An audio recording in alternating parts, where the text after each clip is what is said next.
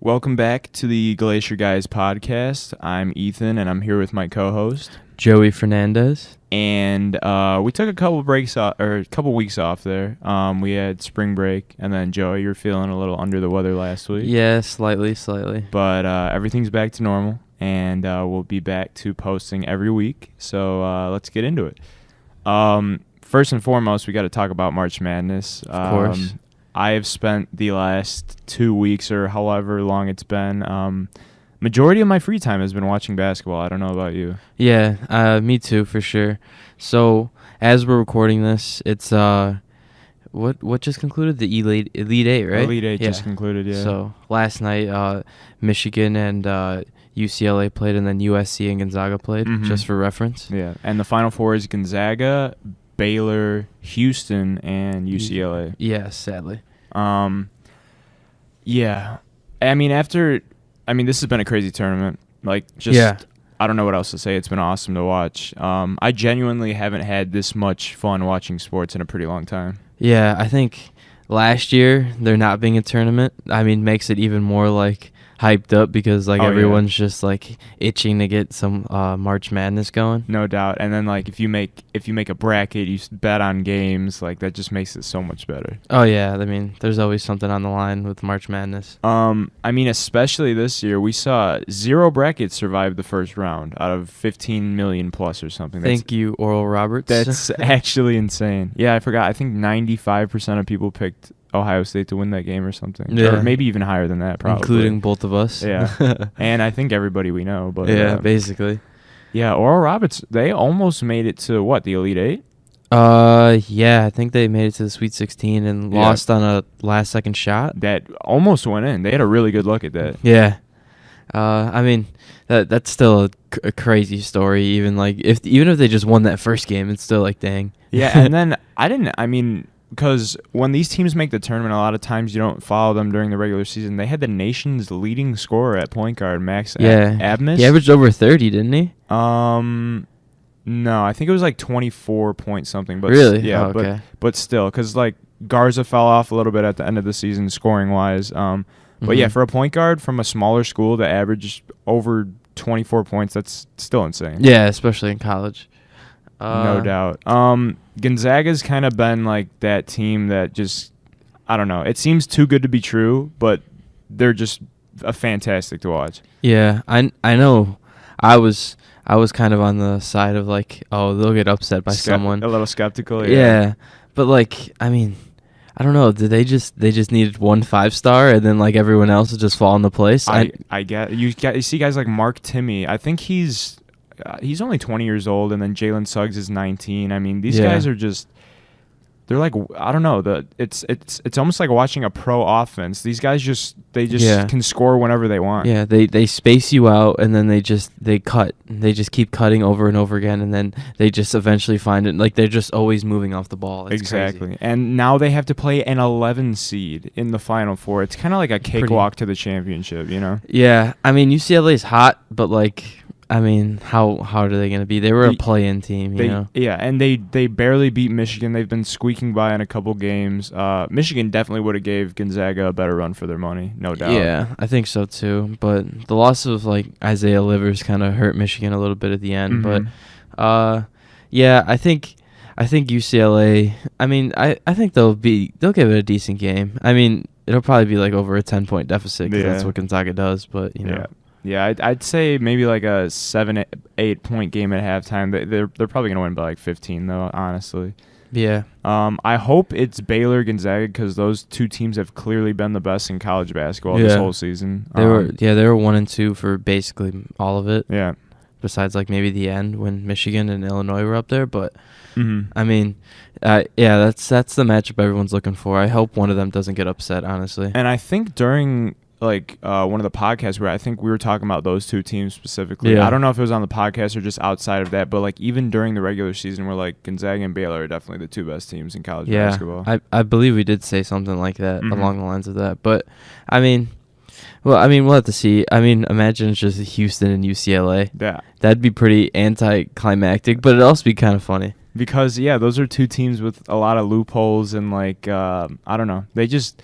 I mean, Houston was good for the majority of their season, but one of their star players has had a nagging hip injury the last couple games. Yeah. And then UCLA, like you said, they're a play-in team. They almost didn't even make the tournament. So it's like, yeah, I don't know. They just kind of got hot out of nowhere. I could see Houston beating Baylor over UCLA beating Gonzaga, but I honestly think it's going to be Baylor Gonzaga. Yeah, hopefully. I think that's what most fans are rooting for, unless you like UCLA or Houston specifically, obviously. But And it's interesting to note that I think this has been the year that there's been the most upsets. For sure. It was the first time 4 13 or lower seeds even advanced to the second round of the tournament. And just looking at all of the upsets that have happened, the fact that the final might be a 1 seed versus a 1 seed is kind of hilarious. Yeah. It like offsets all the upsets that ended up happening. Yeah, it comes back full circle, Yeah. I think it's just because I hate to say it since I'm a Michigan fan, but like a lot of the 1 seeds this year weren't as good as like maybe past years, I think. Oh yeah. And then but the 2 giants at the top are just still reigning supreme. Yeah. I mean, that's just kind of how it is. Yeah, But and I think the last 4 seasons Gonzaga's had 30-plus win teams. Like last year, they could have arguably been the best team in college basketball. You know, it's like, yeah. I don't know. Mark Few has just built up such a great program there. Much better than the Adam Morrison days, even though they were still a good team. But Gonzaga is legitimately an elite program now. Oh yeah, I mean, they were always just like that team in the tournament, like that trendy pick, you know, like it was like Gonzaga, Butler, and like Xavier, like those are always like the cool teams to pick. Yeah, or like Providence or something, like one of those stuff like that.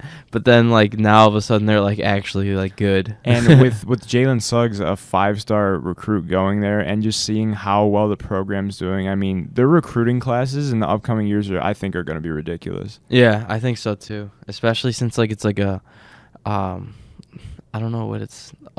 They pass the ball a lot. They don't have like a one trick pony type team. They you know? just remind me of the Spurs offense that we've seen for the last like 20 years. To be honest with you, I don't know. It's like a well-oiled machine. They're just like they never have to panic because I feel like they always have the lead, but they just don't really go on cold streaks or anything during the game. Because they get so many points in the paint, and they just get so many open layups. It's ridiculous. And they have so many open threes. And when they rarely ever miss open shots, like wide open shots, I've noticed. I don't know. All their shooting forms look just like perfect. And I don't know. Yeah. They're just like one of the best teams I've ever seen.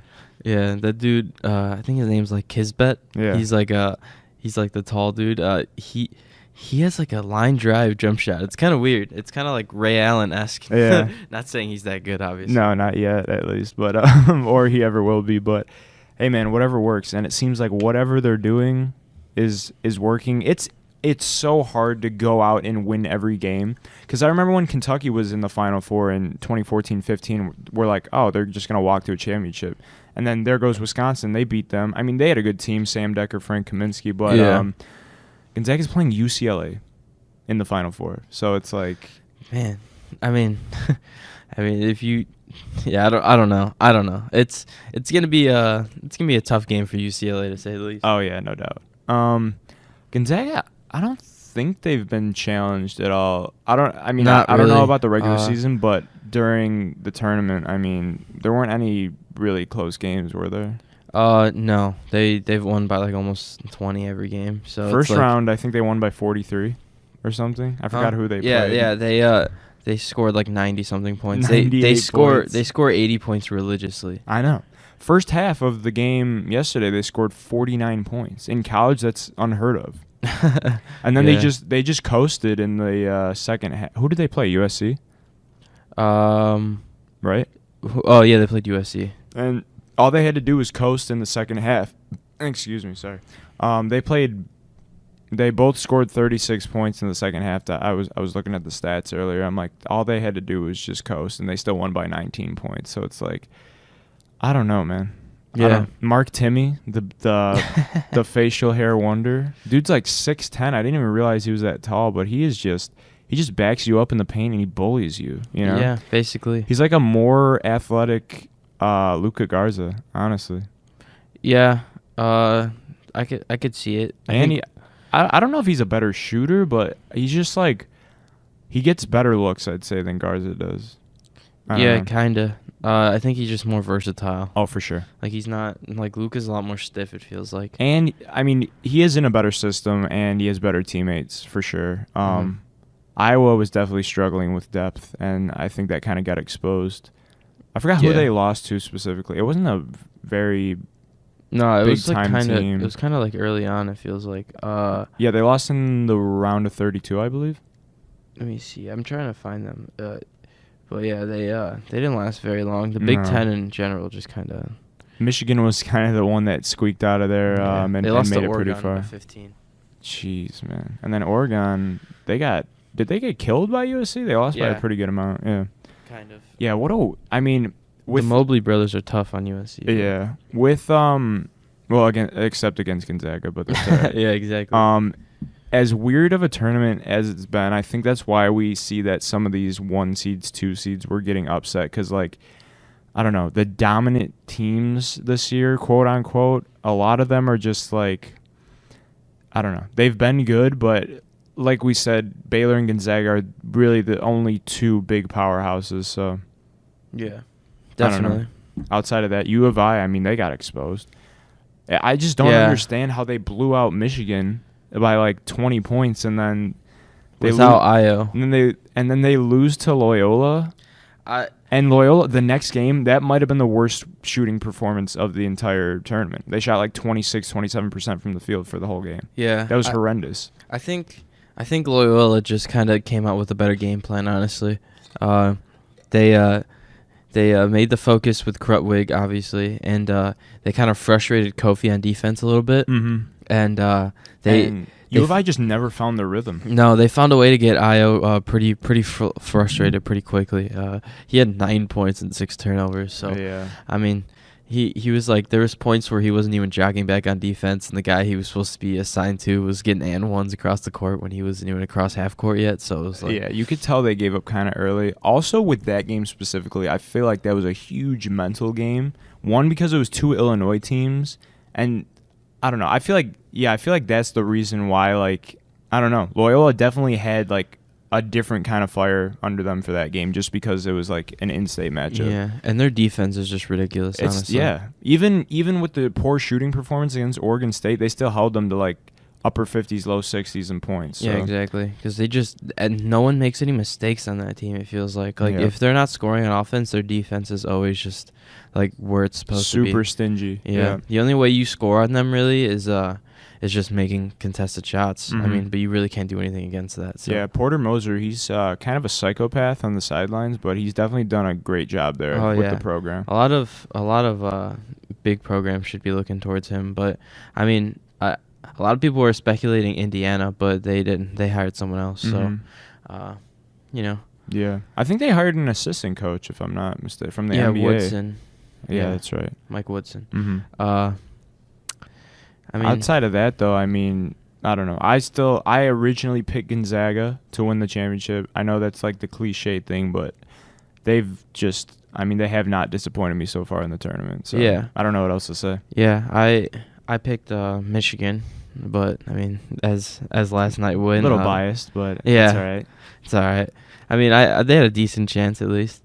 I mean, do you have anything else as far as the tournament goes? I'm just if it's Gonzaga Baylor, this is going to be probably the most hype I've ever been for a finals. Or not a finals, but like, you know what I mean, an NCAA championship. I mean, these are rarely do you ever see the 2 best teams actually make it, because there's always a slip-up game like along the way. Yeah, definitely. Like with Kentucky, especially, like they didn't even make the championship game, and they were one of the best college teams of all time. They had like 5 first-round picks in that draft, which is absolutely absurd. Yeah, but I think Devin Booker might have been off the bench on that team, honestly. Yeah, he didn't even start, and he was still a first-round pick. They had Willie Cauley-Stein, Justice Winslow, Jamal Murray. Yeah, I think Trey Lyles also. Yeah, Trey Lyles. So yeah, pretty ridiculous team if you ask me. But wait, did Justice Winslow go? He went to Kentucky or Duke? That's a good question. I feel like he went to Duke. Hold on, let me check really quick. He went to Duke. Okay. They had one other guy. I forgot who it was, but Yeah, I always Kentucky and Duke, dude, those blue colors. They always throw me very off. similar Yeah, colorways. it's really Kentucky. tough. He wanted a national championship with Duke in 2015. That's why I thought. Oh, that was the year they beat Wisconsin, I think. Yeah. Did they have Jalil Okafor that year too? Yeah. Okay. And then Kentucky had Cat in 2015. Yeah. Okay. Yeah. Oh. Now I got this going. But okay. Oh my God, dude, they were actually stacked, like ridiculously stacked. That's insane. Yeah. That's what good recruiting will get you. Holy smokes. Yeah, that's wild. Yeah, so obviously we're hoping for the best with the tournament final, but anything can happen in March, as we've seen. So. Yep. So moving on to some baseball. Mm-hmm. As it stands right now, it's Wednesday, and baseball starts tomorrow. Yeah, April 1st. I cannot wait. I Yep. feel like it's been so long since last season for some reason. I don't know why. Yeah, this is the most anticipated, as a White Sox fan, this is the most anticipated season. Of our lives. Yeah, of Like, my lifetime, even for sure. I'd say, like, even after, I mean, maybe after the World Series, but, like, we're 5 years old, 6 years old. We don't remember it that much. But, like, even that year was, I wouldn't say it's a fluke, but, like, we kind of just went on a run and won the World Series without even. Yeah, we didn't really have, like, a sustainable talent. No. Well, we had, like, good talent on our team, don't get me Mhm. wrong, obviously, but we didn't have, like, franchise-changing talent, like, in the, like, woodworks just sitting there waiting, you know? So it's kind of crazy. I mean, it was put to a halt a little bit last week when Eloy got announced to have a torn pectoral, but reports did come out that it may be only like 4 months now instead of like 5 to 6, which would be huge because he could come back for the second part of the season. Exactly. So later second part of the season, but still. Yeah, so that's not too bad. And they also gave some news about maybe Andrew Vaughn playing left field because he was working on it last year while he was at the alternate site. So hopefully that can boost us up a little bit, because Eloy, the way I put it, as like Eloy's going to give you 30 and 100, but if Vaughn can give you 20 to 25 and like 75, yeah. Yeah, right around I mean, the offense shouldn't really skip a beat, honestly. You know what I mean? Like, because we have so many other guys that are ready to take a next step. I think we can just keep on trucking, honestly. And another thing is, Vaughn has, I'd say, better plate discipline than Eloy, so he might honestly get on base around the same, if not more. And then you're not really missing that. Like, it's not like, oh, Eloy's an elite defender, because clearly he's still far from that. But I mean, Vaughn's probably going to be around the same defensively as Eloy, because he has been working on it, like you said, last year, but that's not really his natural spot. He doesn't have many game reps, but right. I mean, a guy like Albert Pujols played left field because he had to in the beginning of his career because Mark McGwire was at first. So like, and I hate to say it, but like up to this point, you can't really play that much worse than Eloy has in left field defensively. So he might be better because of him just knowing his body more. Because it seems like Eloy is like it sounds a little like demeaning saying this, but like he's almost like a kid that doesn't, like, he went to a growth spurt and he doesn't know like how to like perfectly use his body. Like when you first get lankier. Yeah, exactly. Because it feels like I don't know what speed he needs to run at. Like, it's weird watching him in the field. And then I don't know, he tries to do stuff that he probably shouldn't and stuff like that. And that net is brutal, man. Yeah, I feel like Vaughn just knows what kind of athlete he is and what he just has to do to get it done. For sure. And like I said, on base percentage should be right around the same. Yeah, I would say around the 330, 340 mark for his rookie year. Hopefully. Yeah, that's looking at the potential that he could possibly have. But I'm very high on Andrew Vaughn. No doubt. Me too. I think his good approach at the plate will definitely help him early on, because we've seen some guys come up and struggle for us at the beginning because their plate discipline may not be the best, because they come out trying to either swing at everything or they chase the slider on the outside, outer half and stuff like that. But I think Andrew Vaughn is definitely going to be better at taking those sort of pitches. Oh, no doubt. That's what pitchers are always going to do, is test the rookie and see what his weaknesses are. Once they get a scouting report on him, they're just going to attack that. So exactly. Yep. And I mean, yeah, just having his plate discipline at that young of an age, that's so huge. Yeah, definitely. I think once Adam Engel gets back and he's able to play left for a decent amount too, against especially against lefties, I think that'll be perfect. Also, did he go down with a hamstring? Yeah. Okay, a strained hamstring. Right. So he should be back a couple weeks after opening day, but it is something that can linger. So I don't want him to like necessarily rush back. I'm just hoping that Andrew Vaughn forgot that he could just fill that hole, because we have Eloy in center and then Adam Eaton, right? And then we'd have Engel in left field. Yep. That's, and then that's fine. Yeah, and then Leori Garcia. Tony La Russa made a comment yesterday about maybe Leori Garcia starting at left and then Vaughn DHing to start the year. So I wouldn't be completely mad at that either, because I don't think Leori's the worst ever. He's solid. Yeah, and he's definitely not bad in the outfield. So. Yeah. He may get like a little swing happy sometimes, but I mean, at least he's not going up there and striking out every time. So. And like you kind of know what you're getting with him, because we've had him before, and he's just he has the experience. Yeah, he's the longest tenured White Sox player actually. So it's a little, he's been there since 2013 technically. I think that's 1 year longer than Abreu, right? Yeah, because he got traded for Alex Rios back in the day. We got rid of Garcia for a little bit, right? Oh, Leori? Yeah. No. We got rid of Avisale, and then didn't we have Willie? Willie Garcia. Who am I thinking? Not that he was ever much. What's his name? Yolmer Sanchez. That's what I was thinking of. Okay. Yeah. He won he was the one that won a Gold Glove here? Yeah, right? he won a Gold Glove 2019. And then we're like, see you later. Yeah, basically, and then we brought him back in the middle of last season. Okay, that's what I was thinking of. Okay. Yeah. Gotcha. Yeah, and then we also signed Jake Lamb, former All-Star Jake Lamb with the Diamondbacks in 2017. Yeah. He's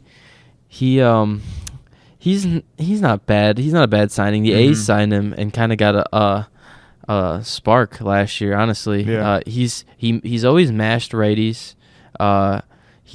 He can't hit a lefty for the life of him, but it's all right. He can mash a little bit. He's a third base, first base kind of combo. I'd say he's probably better suited for first, but he can play third if he had to. So I don't really mind the signing. He was with the Braves earlier on in spring training, and they cut ties with him because they didn't really need him anyway. But they have a pretty. Braves are pretty well off right now, I'd say. But we could definitely use him. Especially if Vaughn's going to be playing left field. Him DHing for those days would be not too bad. I was about to ask, with Vaughn, like say Vaughn starts in left field for the first couple of weeks with Engel out. I was about to ask, who do you think is going to be in that DH spot? Preferably, I would say Zach Collins. That's exactly my point too. That's who I want, but I think with the Jake Lamb signing, they're probably going to go with Jake Lamb, which really just. It's kind of a bummer, honestly, because I want Collins to get consistent at bats. I think he really has it in him to be like a really good hitter. I think I don't know. I feel like we're a little hesitant on just throwing the players in there with not a ton of experience, because we already have Vaughn in there who hasn't played in MLB yet, and then Zach Collins has got like barely any at bats. Right. So to throw two guys in the mix right at the beginning, I feel like we're putting Lamb at the DH is definitely the safe play, Yeah, definitely. I just think I just really like the upside of Zach Collins, man. Me too. I've been a Zach Collins truther for a long time. We drafted him in the first round out of Miami, and he was like one of the first guys that started the rebuild. Like he was supposed to be one of the core guys, and then he's just been kind of left in the dust. But I'm glad he made the team. Oh yeah. Another surprising thing that happened was Jonathan Lucroy getting the boot. Yeah, I'm surprised. I did not think that would happen, honestly. They gave the backup job to Yermin Mercedes and what's it called, Zach Collins. So I'm kind of hyped for that, honestly. Like it may seem like a small move, but like as someone who has followed both of these guys for all this time, I'm so glad they're giving them a shot. Because Yermin can rake. I have no doubt in my mind he can hit the majors. Oh yeah. It's always been his defense. He's a pretty old prospect. I think he's almost 30, if not already. But I've always wanted to see what kind of upside he's had. He's always hit wherever he's gone. So. And like when we got Lucroy, I don't know. It was like, yay, like he used to be pretty good, but he's kind of in the latter Yeah, part of his career. He's just a game manager. Yeah. But I want to see one of these young guys learn off of Yasmani and see. I mean, because Yasmani went to the same school as Zach Collins in college, and he kind of trained him a little bit. I'm pretty sure. So I mean, I don't mind seeing him kind of learn off of him and learning how to call a game, because one day, I mean, if Yaz kind of regresses one day, Lord forbid, obviously, but I mean, that would be nice to see Zach Collins just kind of step up, and then they kind of trade places, you know? Yeah, that would be awesome. And that just having that team chemistry is huge. Yeah. I'm just hyped about that. Me that too. Small move. I mean, the Eloy, honestly, for a day or two, I'm like, of course something like this would happen. But honestly, like, we shouldn't take that big of a step back. No. I mean, and just due to the fact that our lineup's still absolutely loaded. Yeah, I mean, we're still loaded from top to bottom, even without Eloy, honestly. Oh, yeah. So, I mean, Eloy obviously hurts because he might be, he might be the best hitter. He might be the best hitter in the lineup. Yeah. That's why I didn't want to. I wasn't sure if I wanted to say it because I have too much respect for Abreu, but I think Eloy this year was gonna, no doubt. Yeah, I think Eloy was definitely gonna be the most consistent. But I mean, I think we'll be all right. I still think it's ALCS or bust, at least. Yeah. I mean, for the Cubs, they signed catcher Tony Walters today. I don't know if that's the biggest move ever, but felt like I should say it. I think we also have to bring up the fact that Rizzo declined the 5-year, $70 million extension. You're right about that. He's going to weigh his options. They said he's going to play out this year. Yeah. I'm assuming he just doesn't want to come back. Yeah, I think it's kind of a weird situation. I think it was honestly kind of a spit in the face offer, because if you look at it, his counterpart in the NL Central, Paul Goldschmidt got like 135, I think 130, something like that. So to offer like almost half of that is just a little more than half of that is just a little bit like, dang. Like, especially when the guy, I mean, he's always fairly consistent, and he's definitely the heart of the franchise, you know, and he has been since even prior to the World Series, like when they started to get good. Yeah. Rizzo's been like one of the main pieces, if not the main piece, to the Chicago Cubs organization. Yeah, so I think it's kind of crazy. I mean, to offer the captain of the team $14 million a year. I mean, that's kind of crazy. I don't know, because I mean, like anything over, you may want to say like it's an overpay or whatever. But for what he's done for the team, just like you know. And a team is definitely going to give him more than that. I have no doubt in my mind. Oh yeah. Like I could see it. I could totally see a team like maybe the Blue Jays, or I don't even, like the Marlins or something, like paying him that sort of money. But I'm just interested to see what's going to happen after this year, with Rizzo, wherever he goes. Yeah. There's been a few contract extensions that have been sort of put on hold lately. The biggest one, I think, is the Lindor contract. They offered him, I believe it was like 10 years, $320 million. I did not see that, actually. Yeah, and he turned it down. He said that he's requesting like 12 for like $385. So. Oh my goodness. Yeah, so they're at kind of a standstill, and everyone's just like, pay him, but they're like, I don't know. What is he currently, like, what's his current contract situation as we speak? He's a free agent after this year. Okay. So they traded for him on an expiring contract, kind of like the Mookie Betts thing and the Manny Machado thing before that. So they trade for him and like expect an extension. So I mean, I don't know. Like, it really depends on how this year goes. If he has a lot of fun this year, maybe he'll sign that contract, or maybe it sounds like he wants to stay there, though. You know what I mean? It's just like, dang, that he's really set on his number. Yeah. He's pulling a Dak Prescott. Yeah, reports as of like an hour or two ago, John Heyman said that there's no report of a contract. Like, there's no sign of even talking about it, because the deadline is today. Interesting. Yeah, and then Carlos Correa also got offered $120 million from the Astros. For how many years? It was about 5, I think. And he just kind of said no. He was like, no chance. I'd say he's definitely worth a little more than that. Yeah, I think so too. He's really talented, but he's hurt a lot. So, but I still think when he's in there, he's a game changer for sure. I can't believe Rizzo got offered that. Like, yeah. So free agency might be kind of stacked. seems like the Cubs are self-destructing a little bit. With sort of. with a weird Chris Bryant situation, a weird Anthony Rizzo situation. I mean, yeah. Also, some weird Marquee Network tweets going on today. I don't know if you saw. Yeah. No.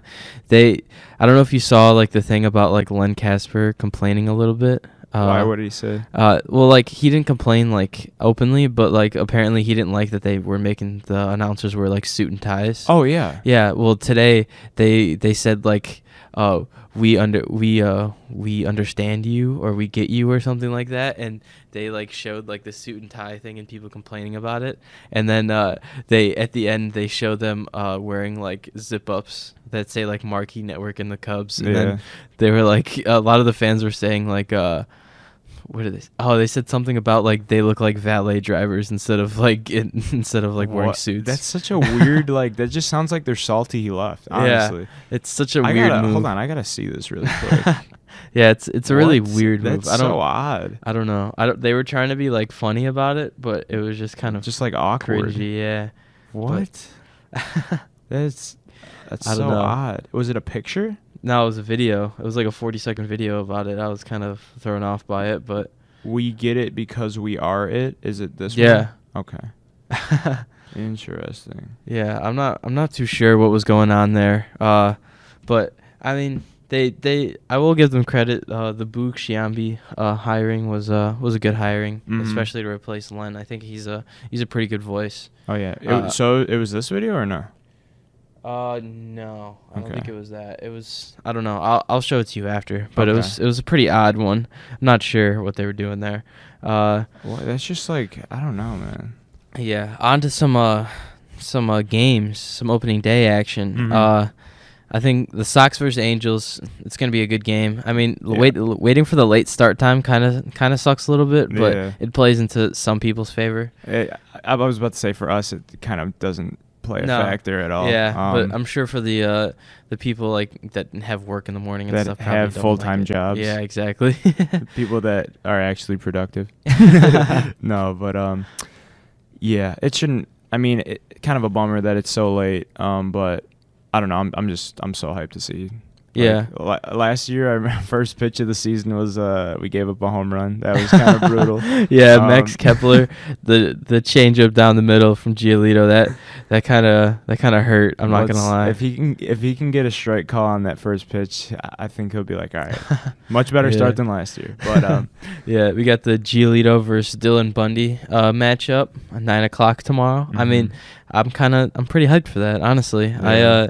I think I'm hoping Gio can have a better start than he did last year. Because last year he came out and got torched a little bit. That would be nice. Because we're facing a decent offense. I mean, they got Ohtani, I don't know why I'm saying Pujols second, but Rendon. Trout. Arguably, I mean, he's probably, when it's all said and done, going to be the best baseball player of all time. Yeah, so let's hope Mike Trout doesn't start off hot until the 5th game of the year. And apparently he's figured out his swing, but then the next game he went out and I think struck out like 2 or 3 times.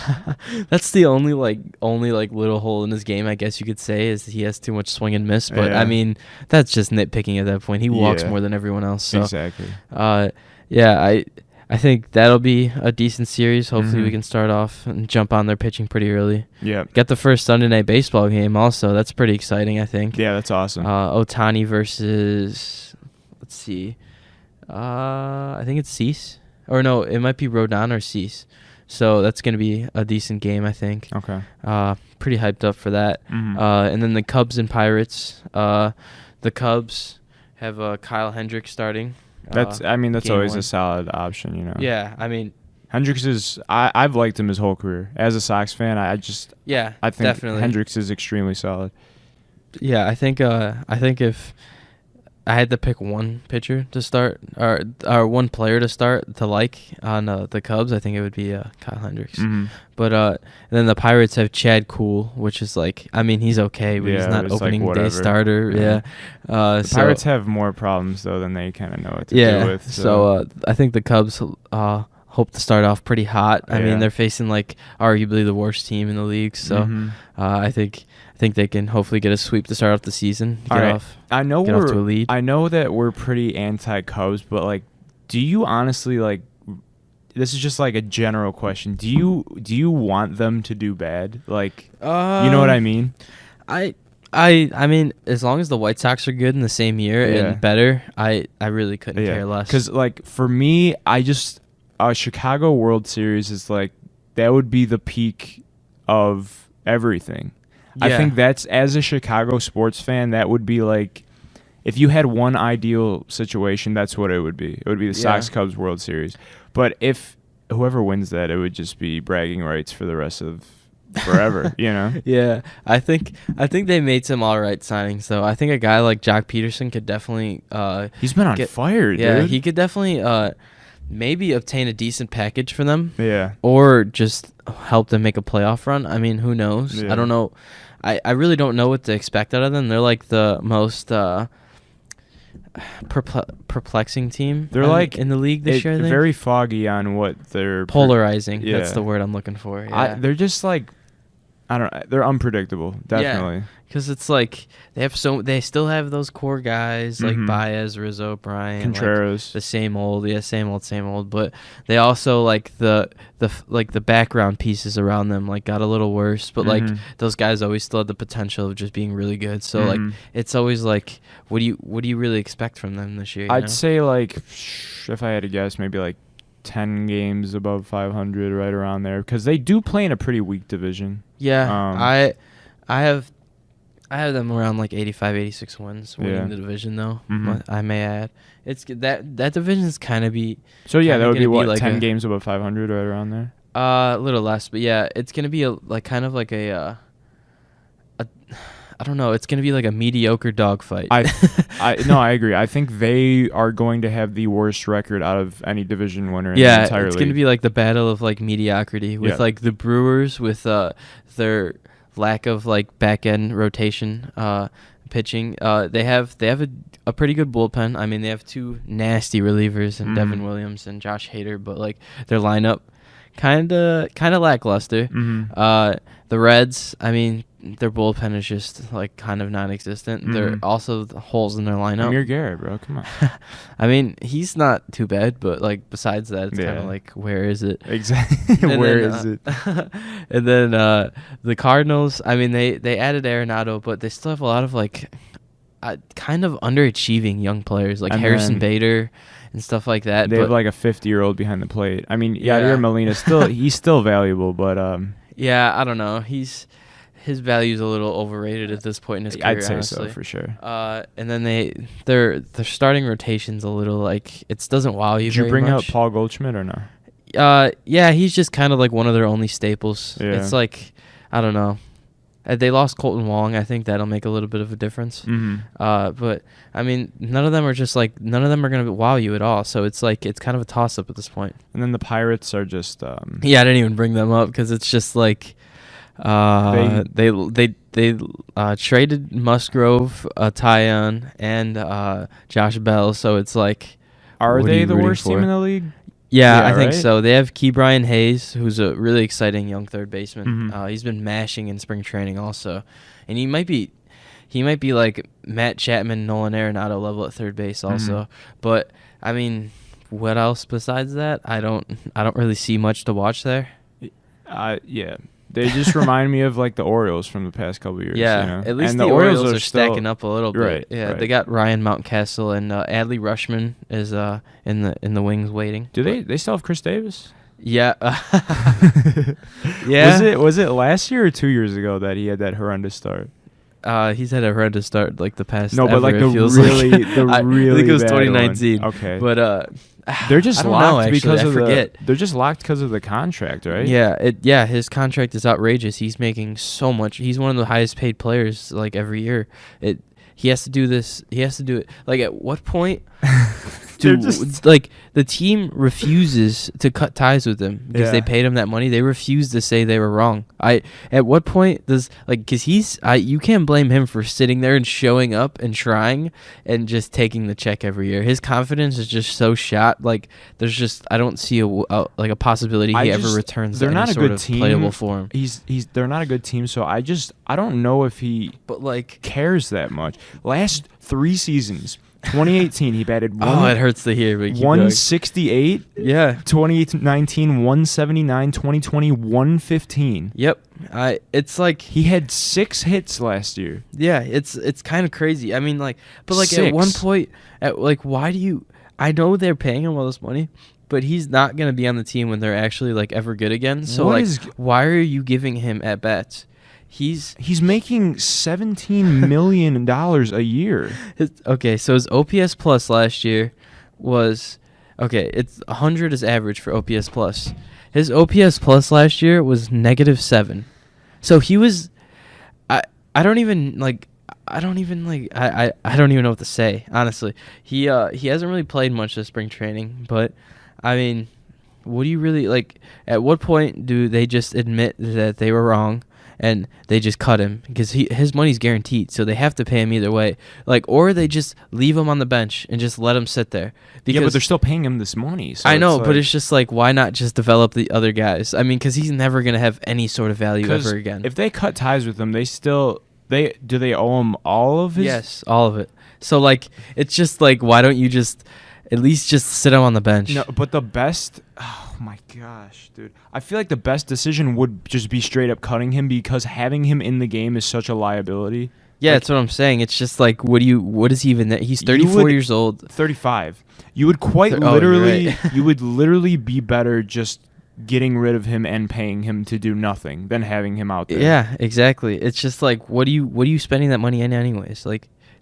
I'm just dumbfounded by how terrible. This is. I don't know. He's a much worse Adam Dunn on the White Sox. Yeah, and if he was at least a good defender, you could have a reason to have him out there. Be he's holding down the position pretty well. He's not even a good defender. He's awful at first base, and he's basically a DH only. Who with the name Crush Davis, may I add, not even performing at close to a major league average level. He hasn't hit above a major league average since 2016, and that was barely above.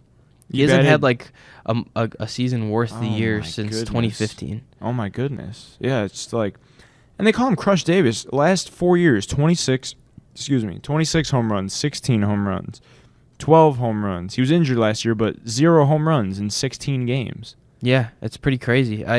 I don't know.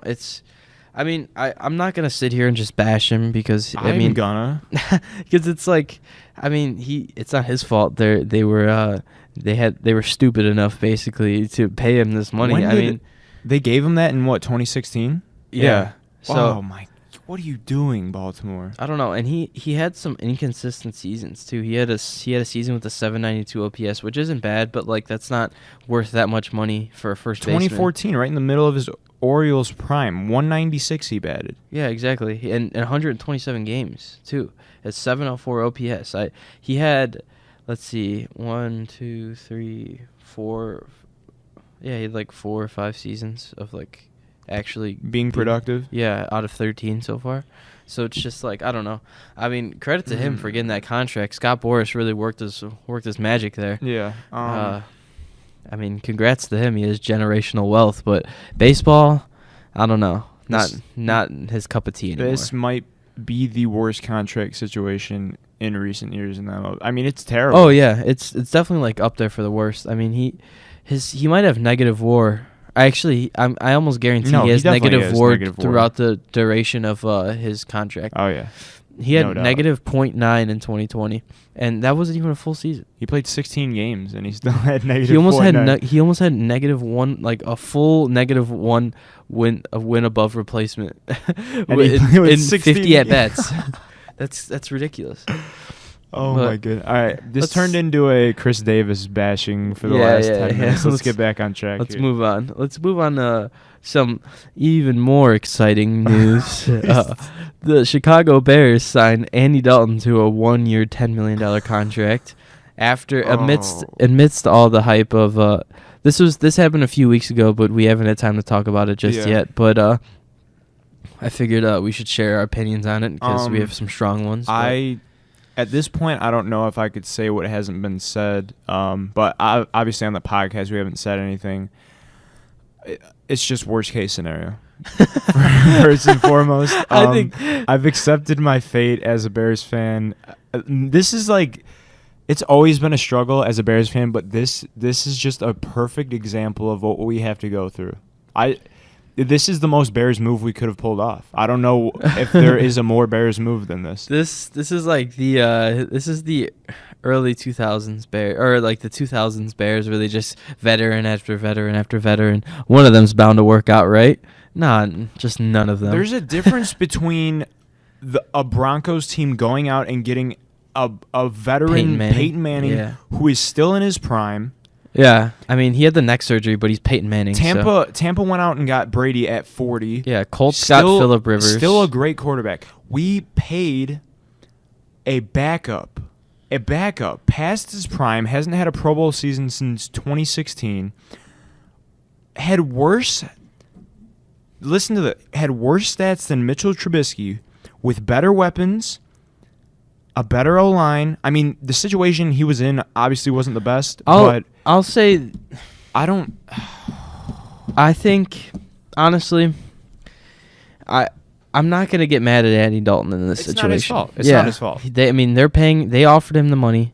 Like, you can't blame someone for it, but I mean, I feel bad for him personally. Yeah, me too. But the organization can go to hell. Yeah, he's gotten way too much flack, I think. But I think, I went on one of his last Instagram posts. They were just shredding his family. I'm like, don't. It's not his fault. Don't blame Andy. All right. Honestly, credit to him for I don't know how he managed to pull this off. Yeah, honestly, I think that they just didn't want to leave free agency empty-handed, and they didn't see a time where Russell Wilson or Deshaun Watson were going to be able to be dealt.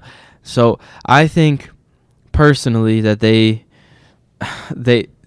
could still make another QB move. I really doubt it. I think best case scenario is just look to see what you can do in the draft. I mean, if somehow one of those top 5 quarterbacks like somehow fall like to anywhere in the teens, you snatch him up. I don't care what it takes. I still have a gut feeling that we have Mitch for some reason. I don't know why. Like when we got rid of Mitch, I felt like I was supposed to be more upset.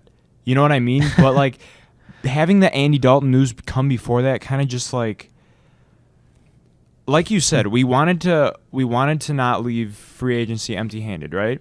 Yeah. Keeping Mitch would have been a way better option in my eyes. I would rather have Mitch than Andy Dalton under center. Yeah, I think so. Honestly, it's just like, man, like I don't know. I think like our best case scenario, just I don't know. I really think that we just gotta see, since say 5 quarterbacks are going in the top 10, right? Right. Or at least before our pick comes. That means some of the board has to slip. What are we sitting at right now? 20. And this is one of the better. 20 is brutal.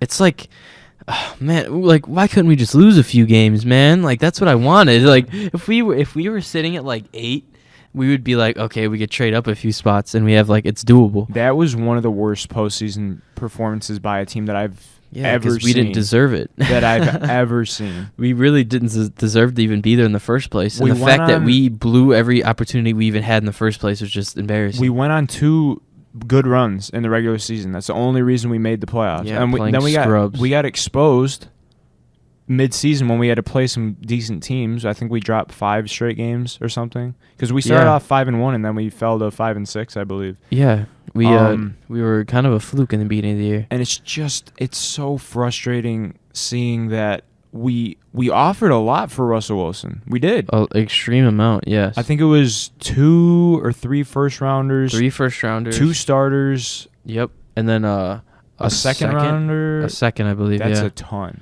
Yeah, and then the Seahawks are like, oh, we don't want to get rid of him. At this time. But now the reports are heating up again. So like it's just weird at this point. I'm not really sure like what's going on, and I'm not really sure what's going on with the Seahawks right now. But with us, I mean, it did kind of intrigue me when I saw that we were in on Kenny Galladay, because I think that 2 number 1 wide receivers could kind of make him look a lot better than he actually is. But of course, through our fingers, of course. Of course, he turns us down. But they did offer him a lot more, so it's like, all right, I guess. Yeah, but A-Rob signing the franchise tag after the Dalton signing, am I correct on that? I think so. I was a little surprised. I think it was also a little Kenny Galladay bait, because when they met with Kenny Galladay, he signed it like the day after, because he was like, oh no, I'm not getting screwed out of this one. Yeah. So they did that, and then also, but that A-Rob wanted him to come there? No. They were like kind of like calling his bluff a little bit about not signing the tag by like bringing Kenny Galladay in. Exactly. And he would definitely eat into some of A-Rob's stats. Absolutely, no doubt. Yeah, but like offering him money and then like A-Rob like not signing his tag would be a little like, oh crap. But like apparently their interest in him was actually like real. Like they actually were like actually interested in Kenny Galladay. So that's kind of interesting. So that leads me to think like maybe they take a wide receiver at 20. Like I wouldn't hate that. A part of me, I know you're not the biggest fan of this guy, but I heard Adam Hogue, one of the Bears insiders for NBC Sports, he brought up a good point, and I was like, I mean, that kind of makes sense. Since the board is going to be pushed back a little bit, since the 5 QBs are going to be taken so early, I mean, there's going to be some talent falling. Right. Like I think if there's a guy like Jalen Waddle or Devontae Smith there at like 15, I think it might be a good move. I'm a fan of Devontae Smith. You are? Okay. I wasn't sure if it was you or not. I like him. Okay. I like him a lot. I think he well-deserved Heisman, obviously. And, I mean, we've seen it with guys like AB and Brandon Cooks. They're like, oh, they're too small for the league. They go into the league and they thrive perfectly. Exactly. Like, Devontae Smith, if you win a Heisman, you are a difference maker. Yeah. I don't care what anybody says. He's just kind of one of those guys that are like, he just gets open. You just turn on the tape and he's open every time. He's so ridiculously consistent. He has that knack. Like there's just guys that know how to do it. He broke the single game receiving record in a championship game in the first half. Yeah, exactly. And he didn't even really have to do anything after that. And then Jalen Waddle hurt for most of the year, played the game, injured. Definitely more talented than Devontae Smith. I like Jalen Waddle. Jalen Waddle might be my favorite receiver in the class, honestly. I don't know if he'll fall. That's why I didn't bring him up completely. And I think he will a little bit because of his injury. Because we always see that happen. These star players get hurt and their draft stock falls a little bit. I don't know why that's even like. Yeah. As a GM, I'd be like, that doesn't take off any value unless it's like a torn ACL, like or for the second or time or something like that. Yeah. It's like something that could really affect you bad. Right. But I like with the way like the medical technology is nowadays, I think like most of the time players are like perfectly fine after stuff like that. So it's like, I don't know. I think Waddle's definitely better. I would I would be so ecstatic if he fell and the Bears traded up. If either of them fell and we traded up to like 14 or 15, it wouldn't really cost that much in reality, because once you get past like the top 10, 15 or so, then it's kind of like it only costs like a little bit to move up a few spots, right? Because you're not missing like a crazy amount, you know, right? But I wouldn't also be mad at us. Another thing, I don't know if I like this scenario yet, but teams get so like desperate and stuff for quarterbacks, for quarterbacks in the draft. So I could definitely see a scenario where we trade up, or not necessarily that. It's where the first 5 quarterbacks go and everyone starts to panic, and then guys like Kellen Mond or Kyle Trask or Davis Mills, they start to creep into the first round a little bit because teams get scared that they're not going to be able to get their guy in the second. And like, I don't know, I think I said this like 10 minutes ago, but I don't remember. It was in my head. This is one of the better QB draft classes in a while. Yeah. But having the 20th pick, those quarterbacks at the top, they're going to be gone. Yeah, I mean, a 90% chance at this point, yeah. Yeah, so I see maybe a trade. This isn't a classic Ryan Pace move, but I honestly see maybe a trade back scenario, maybe to the late first, and maybe pick up some extra picks and then take a quarterback like 30th or 29th or something like that. Like maybe that, and then pick up an extra pick in like the third round or something. But that's a huge gamble though, because like, say what, like a first round pick is a first round pick. Okay, you could still get some talent, but do we want to take the 6th, 7th, 8th best quarterback? No. I don't think I'm in favor of this scenario, but I could definitely see it happening. I could see it happening. Yeah, no doubt. Like a Kyle Trask, that would, out of like below the top tier quarterbacks, the Mac Joneses, the Trevor Lawrence, Kyle Trask is probably the best out of that group. It's over tough. Mond and Mills. It's tough. I don't know who the Bears like. I really don't want any of them though, you know? Yeah, me either, to be honest with you. But I think Kellen Mond has probably been the guy they've been talking about the most. So it's a little, I don't know. It's weird. He's got a lot of talent, but like, I don't know what it is about his arm motion. I just can't get behind it. It just doesn't look repeatable. Yeah. But it looks very upright, like kind of like, I don't know, his elbows are very high when he's like holding the ball and stuff. I don't know, it's just wonky. And to me. He's Texas A&M? Yeah. Okay. Texas A&M was very good this year, and it was because of him. But I don't know. Davis Mills is very prototypical. He's a Stanford quarterback, but I mean, I don't know. I don't know how high his upside really is, but I think I just don't have a good feeling. Yeah, I don't either. And then getting rid of Kyle Fuller, we brought in Desmond Trufant, but like you brought up, he gets hurt a lot. Yeah. So maybe we take one of the better cornerbacks. Yeah. There's a lot of good quarterbacks in this draft, I think, honestly. Greg Newsome from Northwestern, not hometown kid, but you know what I mean, like the interstate. I feel like the Bears are always high on that sometimes. Yeah. Like they're like, all right, we got to bring in an Illinois bred guy or something. I know a lot of the NU fans around here probably want Greg Newsome. I think he's solid. Yeah, he is solid for sure. I think I wouldn't be completely mad. I just don't see why the corner thing. Like, I feel like there's just more pressing needs in corner. But absolutely. I put offensive line over a cornerback. Yeah, but I wouldn't be heated if we got one of these guys that I have on this list. I would like J.C. Horn. I would much rather get a top 3 cornerback than a top 6, 7, 8 quarterback by a mile. I agree. By a mile. J.C. Horn I like a lot. He's really physical. Has really good intangibles and physical traits. It's just the penalties and stuff. But I think that's correctable. Honestly, Caleb Farley is actually probably the most skilled corner and best corner in this class. But he's got the back issue, so he might fall. Like we've been saying, every time these college athletes they get an injury, they fall. But like. Look at Eddie Jackson. I mean, he's been fantastic for us. Exactly. And he fell because he had, what was it, a broken leg? He has like a plate in his knee. Okay. But broken leg basically. Yeah. Patrick Surtain. I mean, I don't see a scenario where he falls probably, but he would be nice. I think he's a big spot for the Cowboys to go at like 11, I think. So, but all 4 of those guys I'd be definitely cool with. If we took a guy like Asante Samuel Jr., I'd probably be kind of mad, or Aaron Robinson.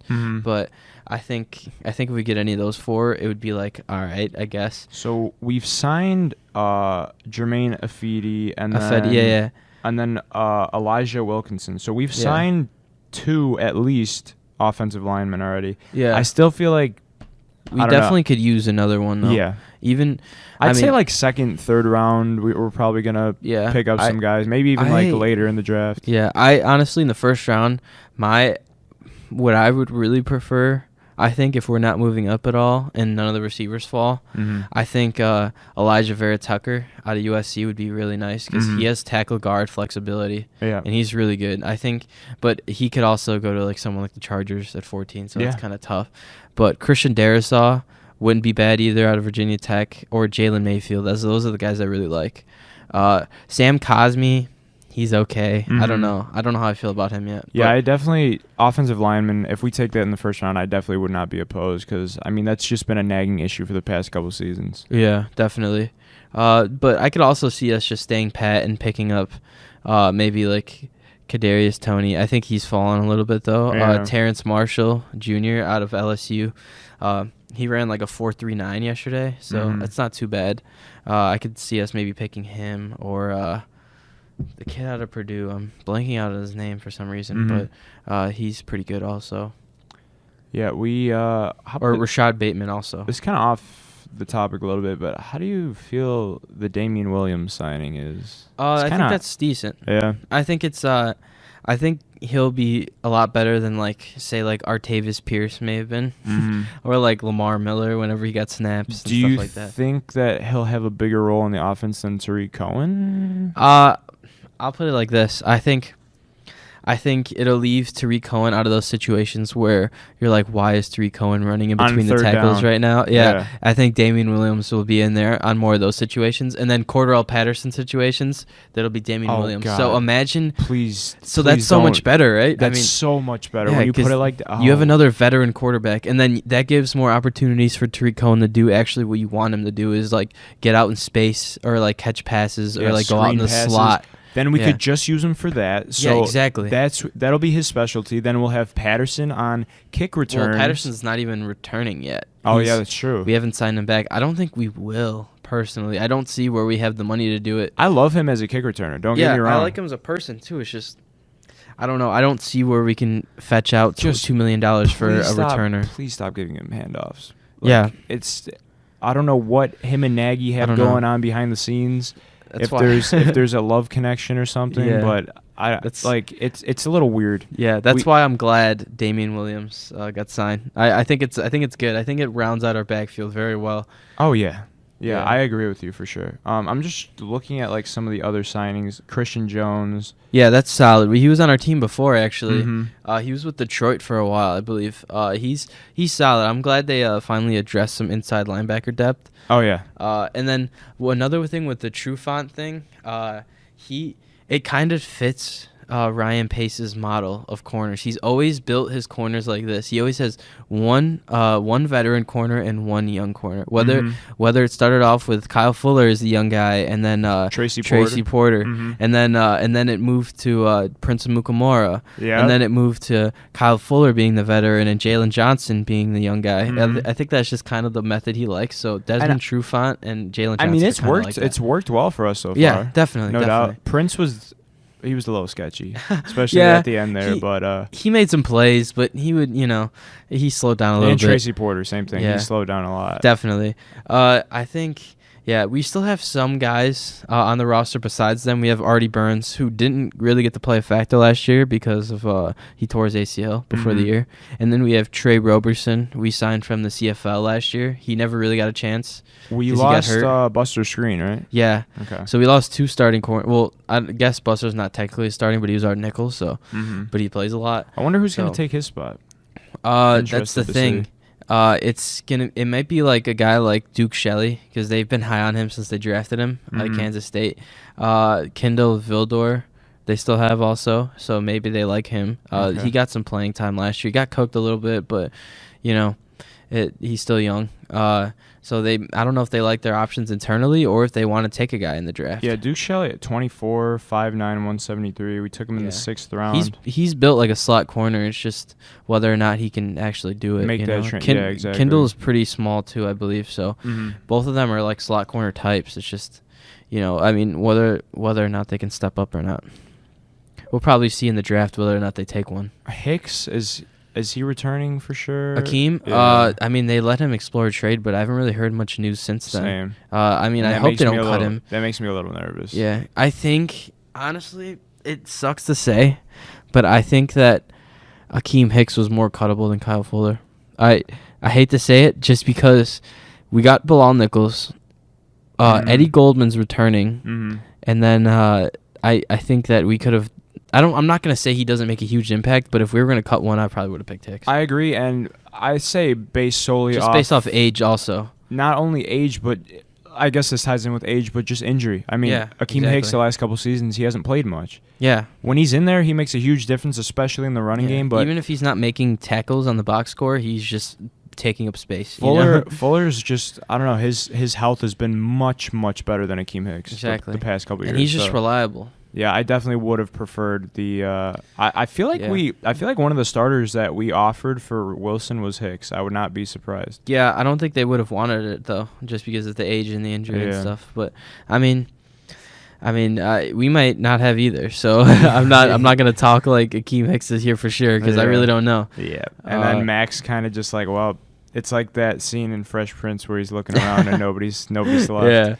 Yeah, I don't know. I think Kyle Fuller definitely found a good home though because he signs with his old buddy Vic Fangio and Bryce Callahan. The Broncos are definitely a below average team, but but he found a good scheme that he obviously knows. So no doubt.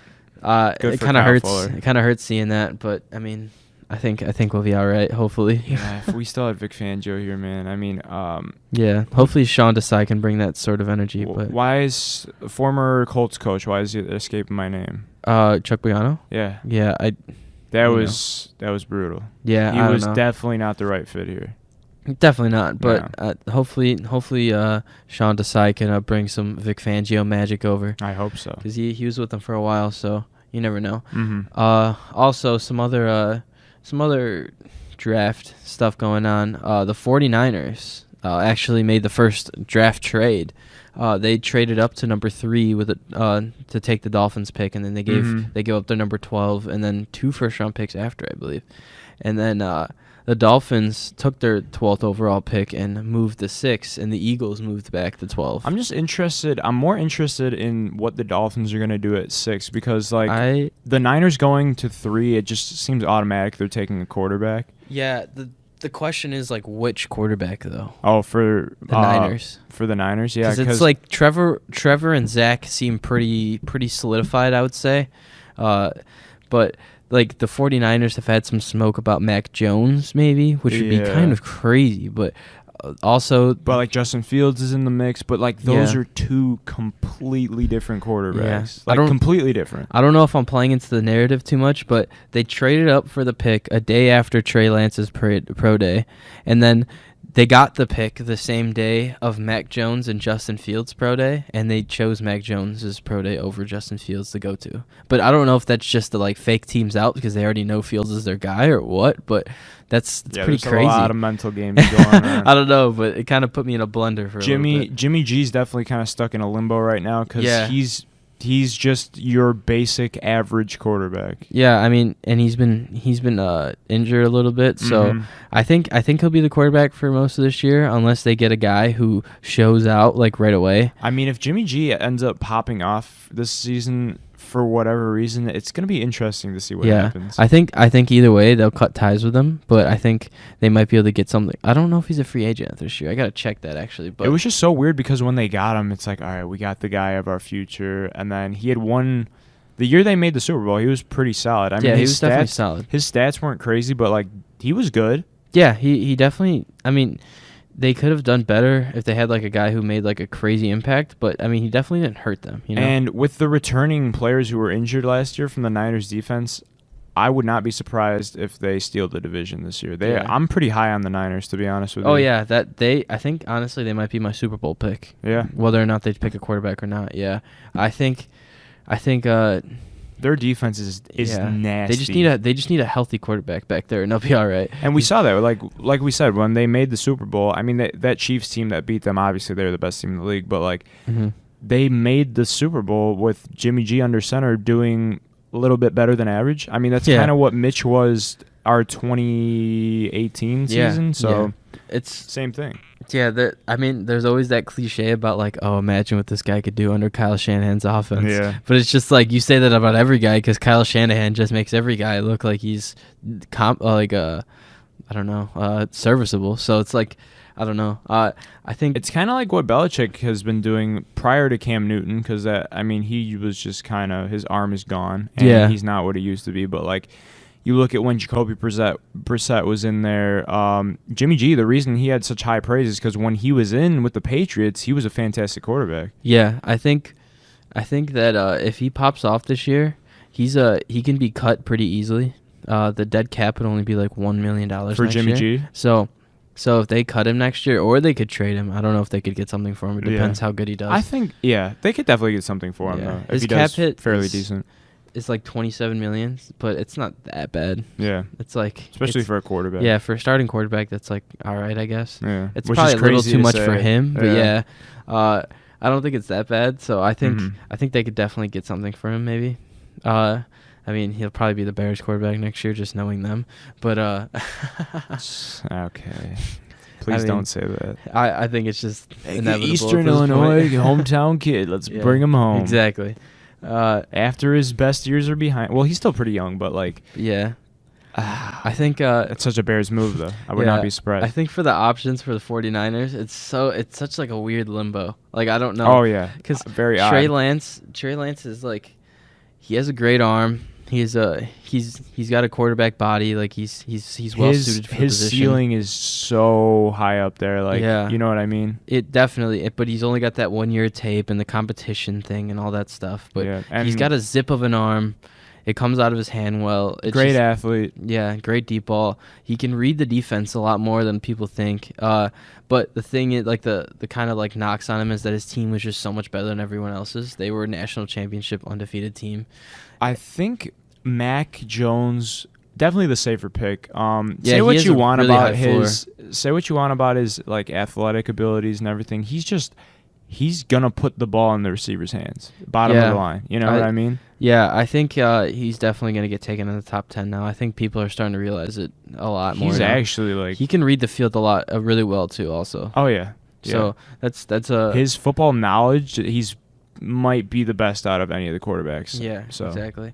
So I mean, it's gonna be tough. And then Fields, like I don't know, people are like starting to be down on him a little bit. I don't know why. His pro day was nasty. Yeah, I know. I'm not sure like what's going on there. It might be his ability to make reads. I'm not sure.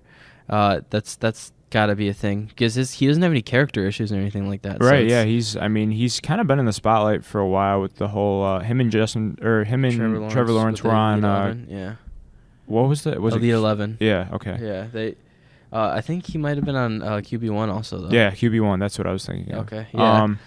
So he's just been good his whole career up to this point. I mean, I still see him going top 5, so not really an issue there. No, definitely not. If we're talking about pro days, though, Zach Wilson, some of the throws he was making, oh my goodness.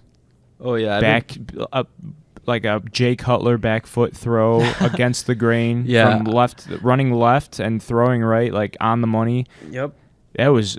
I've been on this train for a while. I know you have. We've been talking about this for months. Yeah, I'm a huge fan of Zach Wilson. I've seen some analysts have him above Trevor Lawrence actually. Like Chris Sims, that's not gonna happen. I know, but there's people that like believe in him that much. I think. Okay, I'll put it this way. I think Trevor Lawrence kind of has like the sort of like Andrew Luck type feel to him. And I hate to throw around this name for Zach Wilson, but like he has like this like Aaron Rodgers, Patrick Mahomes type feel to him. Yeah. Like, you know what I mean? I'm not saying he's going to be as good because as them he's not the best per se. He hasn't been looked at as the best quarterback, but like his intangibles, his skills, his arm, it's like his arm. Yeah, it's like Mahomes. Mahomes was just like, this dude has an absolute cannon. Yeah. And so he's going to. What was he, the 10th overall pick, 13th, something like that? Yeah, but his improv, it was like 12th or 13th. Yeah, his improv ability is ridiculous. It's better than everyone else's, like no question. Like he just knows how to extend the play and just make something out of nothing. And you can't find guys like that. What was Trubisky's biggest upside, like to be taken that high in the draft? He had a really good arm, which still holds up, obviously. Yeah. And then he has mobility. He's extremely athletic, and all you need to do is just teach him how to read the field, and then he'll be nasty. And his inconsistent footwork. Yeah. So, I mean, I was about to say, are there any comparable QBs to like a Mitch in this? Maybe Trask. I'd say maybe Trey Lance. Really? Yeah. That's kind of the quarterback he is, but with the lack of experience too. The lack of experience, athletic, but I think he's a little better at reading the field than Mitch, so it's a little tough. So I mean, but I don't know. I mean, it's kind of tough to make that comparison right now. I'd say the Mitch comparison probably before was like Josh Allen, kind of. Yeah, and Josh Allen's. He's shut up all the haters. Yeah. Going to Wyoming, everyone's like, come on, this kid doesn't play competition. He's a top 3 quarterback in the league right now. Yeah. He's He's might be 2, right? I mean, Mahomes. Nah, I can't.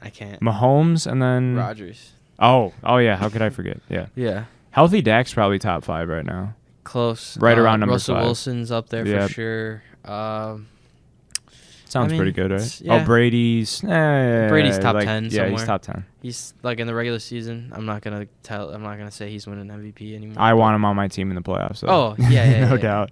Even in the regular season, probably Yeah. honestly. Yeah. But that's because we've been starved of a quarterback forever. So. Remember, there were Brady talks coming to Chicago after he wouldn't sign with the Patriots, but then you know how that goes. He probably shook Matt Nagy's hand once, and then he was like, "All right, never mind." He's like, "Yeah, I just came to the meeting to let you know I'm not signing with the team."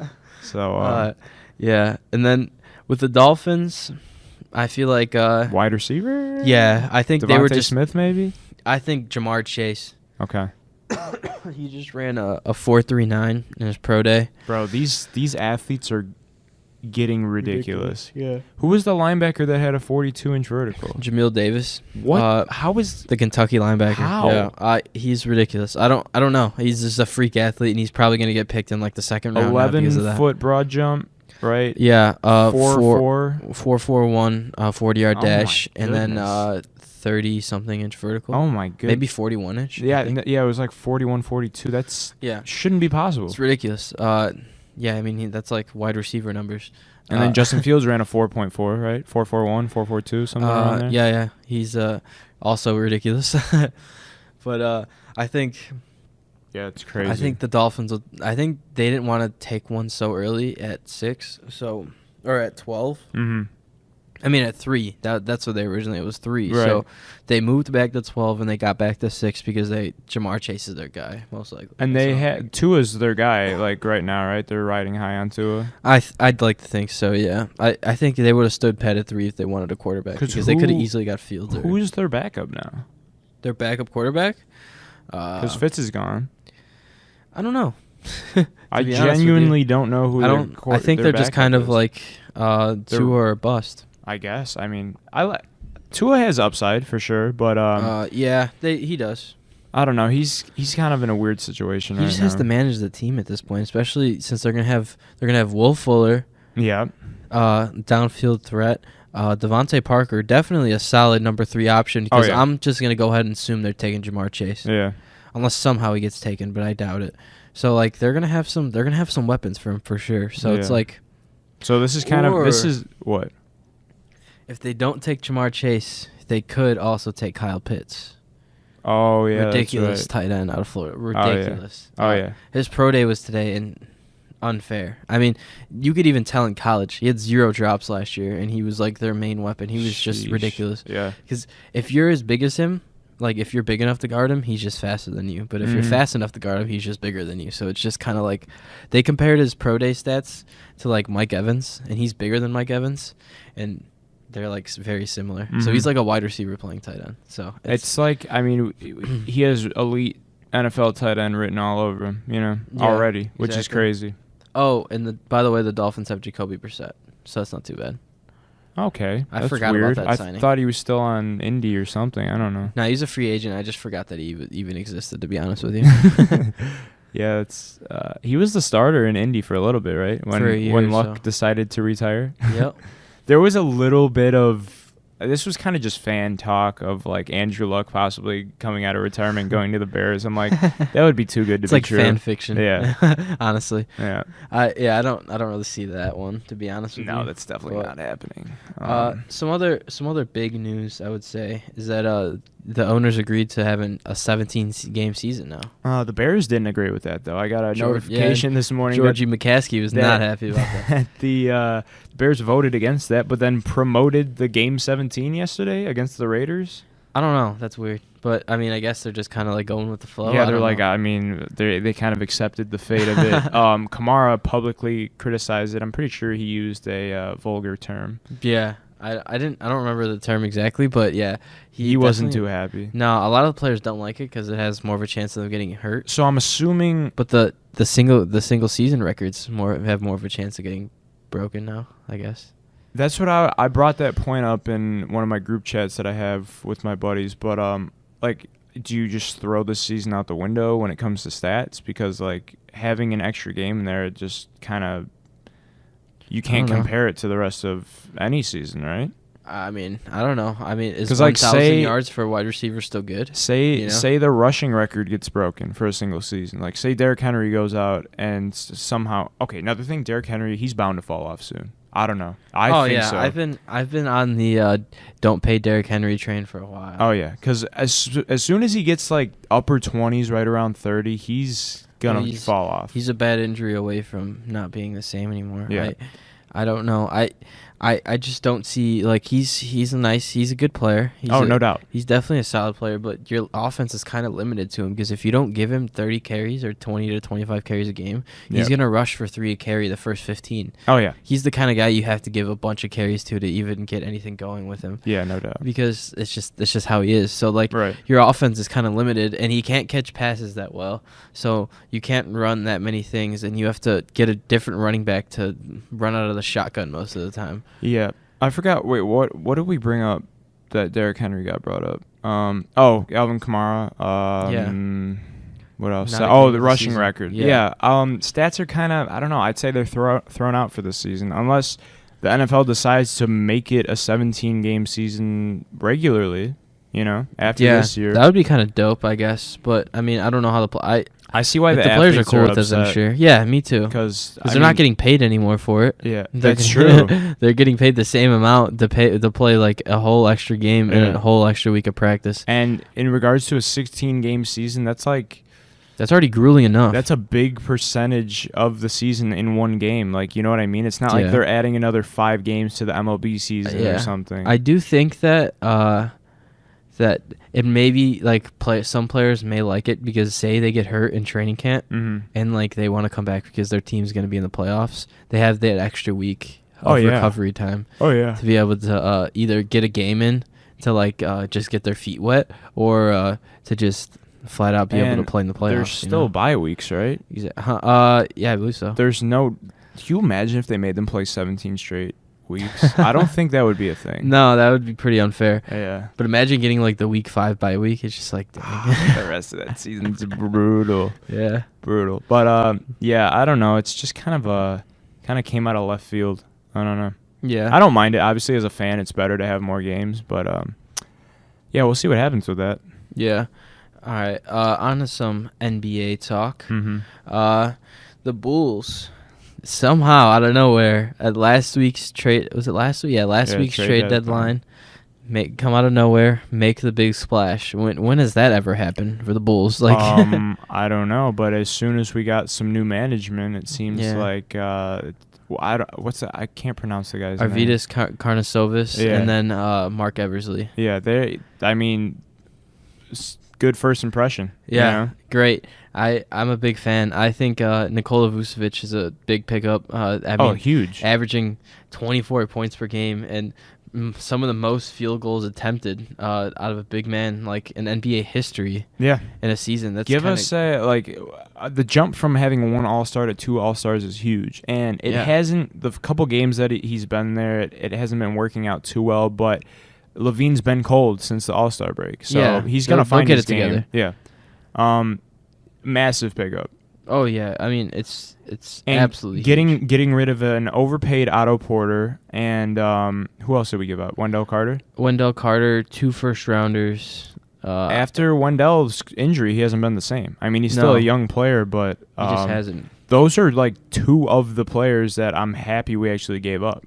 Yeah, I think it's definitely gonna be worth it in the long run. Oh, no doubt. Because like a guy like Vooch just helps the team out so much. Like he averages over 6 3-pointers attempted per game, and he shoots over 40%. What's his true position? Center. Center? Yeah, that's insane. He's a top 4 center in the league. Yeah, it goes like Embiid, Jokic, AD.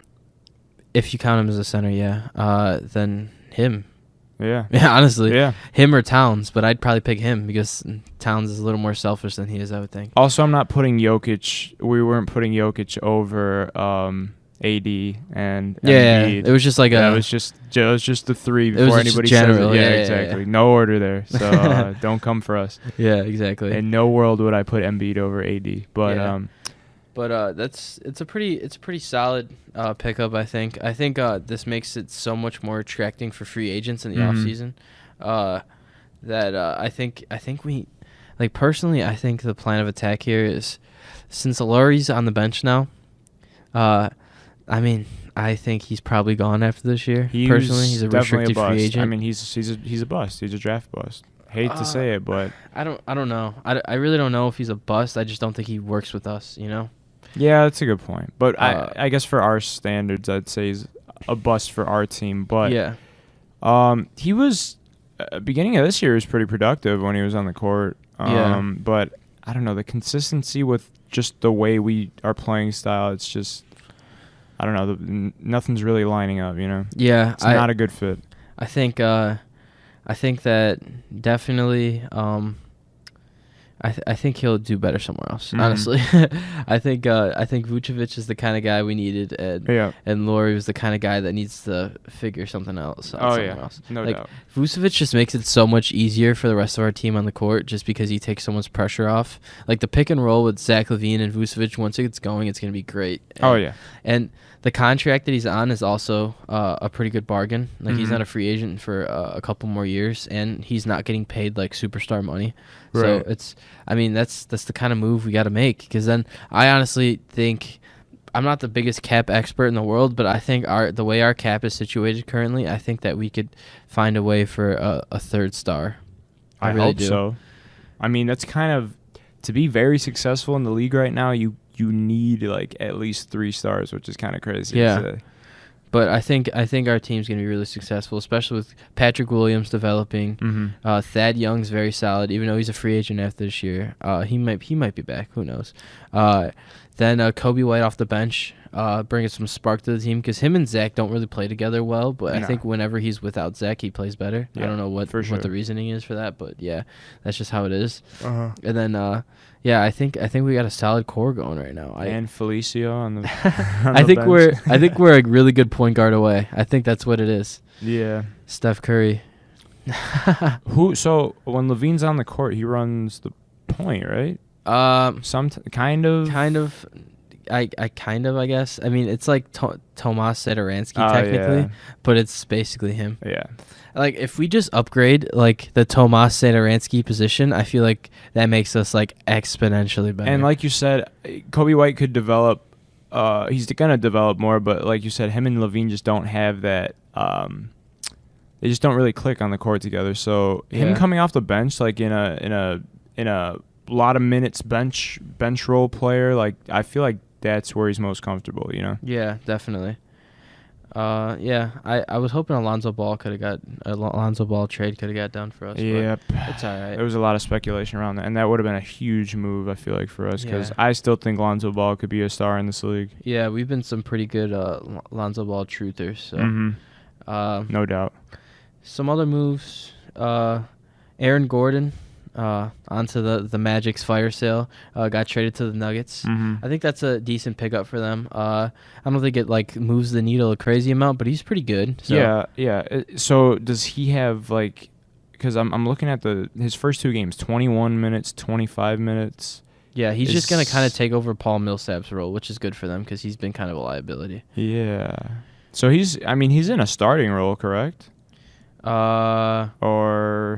started both games with them, so okay. Yeah. But he doesn't play a crazy amount of minutes. Right, that's what I was. Because they have a deep team, so right. Whether or not he starts may not dictate how much he plays, but he's definitely decent for them. I think it'll help them out a decent amount. Wow, Paul Millsap. 9.7 points, 5 rebounds, 2 assists. Yeah. Not great. But he's bad on defense, so it's kind of like he's 36 years old. The only 36-year-old that's still, LeBron, but that's he's just kind of a once in a generation type talent. Yeah. I think, and then Evan Fournier, also a part of the fire sale, got traded to the Celtics.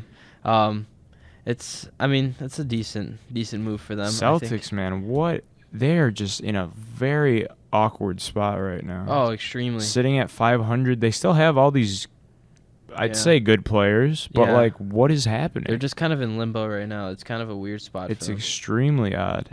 And then, I mean, I said Evan Fournier was a decent pickup. Do you want to know what his stat line was for the first game? Yeah. I saw the memes about it. Oh, really? Yeah. He went 0 for 10 with 33 minutes. Or it's like 33 minutes, 0 for 10 with 2 rebounds, 2 steals, and 2 blocks. Any assists? No. 33 minutes, no assists. No assists or no points. Oh, all right. Okay. I mean, that kind of sums up the Celtics season, but that's giving Tony Snell a run for his money for the worst stat line ever. Yeah, as they lose. That's pretty. Luke Cornett, former Bull, actually. Yeah. Scored more in 13 minutes. He had 10 points in 13 minutes. There we go. We got and I gotta address something. Okay. We traded Chandler Hutchinson away. Yeah. In a small move. It was like Chandler Hutchinson and Daniel Gafford for Troy Brown Jr. and Mo Wagner, and then we traded Mo for Theis. Yeah, for Theis. So, Hutchinson comes out. He wasn't playing on the Bulls for personal reasons, I guess. So like whatever those reasons were, cool. Yeah, I was wondering. He comes out in his first games with the Wizards and scores 18 points, has 5 rebounds, and shoots 8 of 11.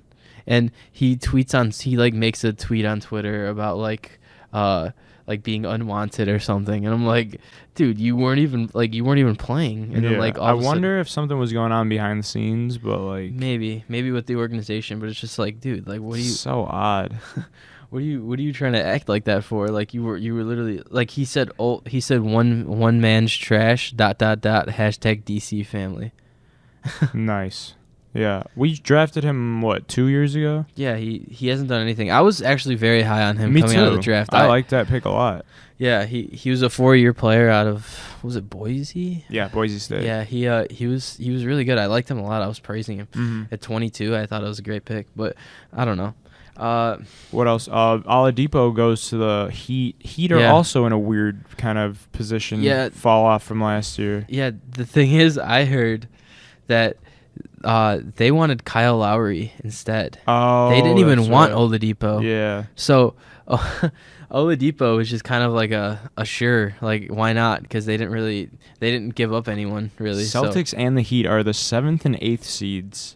Yeah. 23 and 24. The Knicks, the Hornets, and the Hawks are ahead of them. Yeah, I'd rather play those teams than the Heat and Celtics. I would too, because I feel like they definitely have the ability to start coming around later in the year. But those teams are just trying to get out of the 8th seed and not play the Nets first round. That's what their or goals the Sixers. I mean, the Sixers have too. been solid this year.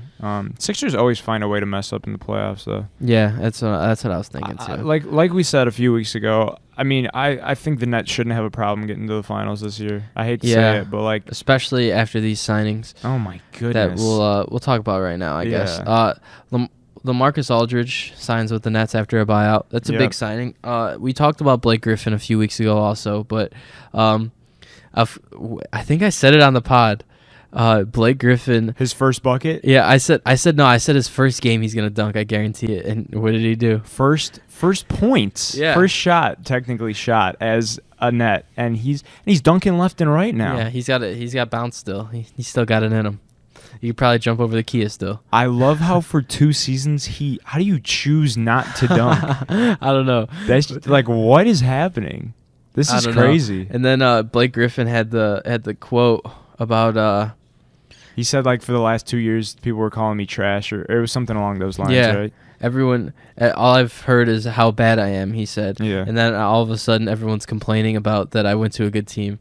Yeah. Like I thought I sucked, basically. And then it came out that KD was the one who told LaMarcus Aldridge, like, oh, yeah, like, you should probably come here. Yeah, you should come over here. That's crazy. I mean, their backcourt depth their front court depth is a lot better now. I mean, they have DeAndre Jordan, Aldridge, and Griffin. They get minutes in the playoffs. That's pretty solid, I think, especially with Jordan bringing the energy whenever they need it. And then they got guys like KD, obviously. Harden, Irving. Yeah, and Jeff then Joe Green, Harris. Joe Harris. Spencer Dinwiddie. He's hurt. I think. But yeah. But when he's in there, he's not a bad player. No, yeah, he's solid. Tyler Johnson. Not very good. I don't like Tyler Johnson very much. He got overpaid in Miami, right? Is that what it was? I think he got overpaid in Miami. Yeah. It was him, and then Josh Richardson got overpaid in Philly, I want to say. Yeah. They played on the same team though. The Nets, this is like what I don't know what's happening. Like, yeah, I don't know. But Aldridge too. I didn't even And then Andre Drummond goes to the Lakers. He countered with signing with the Lakers, so it makes them even more. Could you even more imagine? dangerous. Could you imagine if he went to the Nets? Like, what would even? They would have 2 starting lineups basically. Yeah, I don't know. They just have like every big man that's ever been bought out ever. So yeah, I mean, apparently, but that's huge for the Lakers. I mean, that kind of solidifies that a healthy Lakers team should make the finals. Yeah, they should. So, and I mean, I feel like every NBA fan wants to see Lakers Nets, you know? Yeah, for sure. I mean, there's no doubt in my mind that at least one of the two will be in the finals. I mean, I don't unless LeBron is like seriously hurt, then the Lakers are gonna be there. So it's up to the Nets. Well, AD too, right? Because he's been out for a while. Yeah, but I think AD will be back.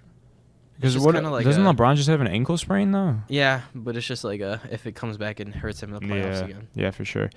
I mean, who's gonna give them a run? I don't see the Jazz being a great playoff team. They're decent in the playoffs. Nuggets are also decent in the playoffs. Yeah, and Aaron Gordon's a good pickup, but a healthy Lakers team.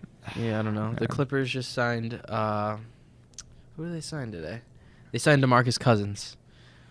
So it's like I don't know. I mean, that doesn't really move the needle for me anymore. He's just not on the court anymore. Yeah, he's not the same guy anymore. He's always hurt. Yeah. He had a great career from 2015, 2018. He was like arguably top 2-3 big man in the league, and then he was amazing. He was like dominant. In Sacramento, he was unreal. Like he was amazing there. Yeah. He was even really good with the Pelicans when he got traded when there. him and AD were there together. Yeah, that was kind of nasty, honestly. Wait, so Cousins was on the Lakers with AD again, right? For a little bit? He never got to play. Yeah, that's right. But he was on the team, yeah. He had a good 7-8 year run with the what's it called? The Pelicans and Kings from 2010 to 2018. He was nasty. You know what's funny is I just don't understand why all these players pick the Nets of all teams to make into a super team, you know? I don't know. Because I remember it was between the Knicks and the Nets, and the Knicks are like, they're a historic franchise, like never really been amazing. They've always had some really good teams, but like it's the Dolan thing, I think. Yeah. James Dolan's kind of isn't the best owner around, I would say. A lot of these big market owners aren't proven to be the best. Yeah. Look at Chicago. Yeah, luckily Jerry's been a little better as of late. Yeah. But a lot of the other guys, not really.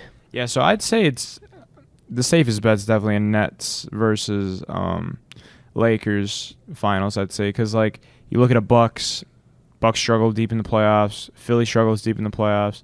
They were 1 game away against the Raptors a few years ago, but a healthy Nets team, because like I could see Harden, Irving, KD resting towards the end of the year, just not even playing like the last 10 games.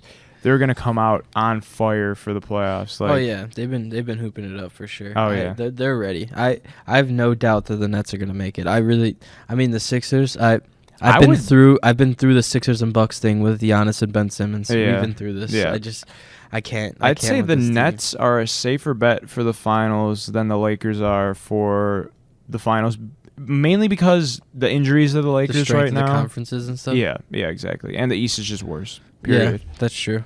Because if they're playing the Hawks in the second round, it's just like, come on, man. Like what is this? John Collins is not sticking KD for 48 minutes. This is not even a West. That's like a 12 seed in the West team. Yeah. Because Kyrie and Trey are just going to trade buckets, and then what are they going to do about Harden and KD? Yeah, exactly. And the big man, like, you literally can't do anything. Yeah. So Clint Capella.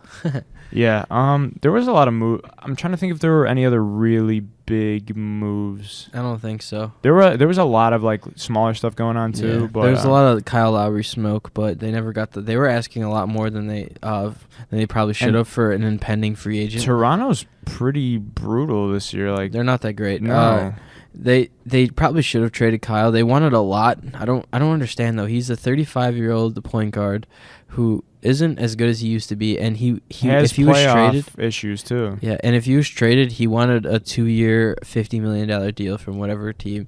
He wanted $25 million AAV. I'd say he's worth $15 million a year. Yeah, that's right what I'm saying. there. I don't get it. Why would you be paying him $25 million at 37? 37 for a point guard? I don't Is like he unless that you're old Chris already? Paul. He's 35 right now. Yeah, 34, 35. 35. Oh my goodness. Yeah. I didn't think he was that old yet. Yeah, it doesn't feel like it, but he was on like he wasn't Got even on drafted the. in 2006. Yeah, he was with like the Rockets, right?